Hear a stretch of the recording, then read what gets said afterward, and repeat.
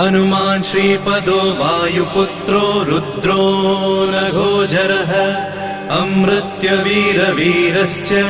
ग्रामवासो जनाश्रयः धनदो निर्गुणः शूरो वीरो निधिपतिर्मुनिः पिङ्गाक्षो वरदो वाग्मी सीता शोकविनाशकः शिवः शर्वपरो व्यक्तो व्यक्तो धराधरः पिङ्गकेशः पिङ्गरोमा श्रुतिगम्यः सनातनः अनादिर्भगवान् देवो विश्वहेतुर्जनाश्रयः आरोग्यकर्ता विश्वेशो विश्वनाथो हरीश्वरः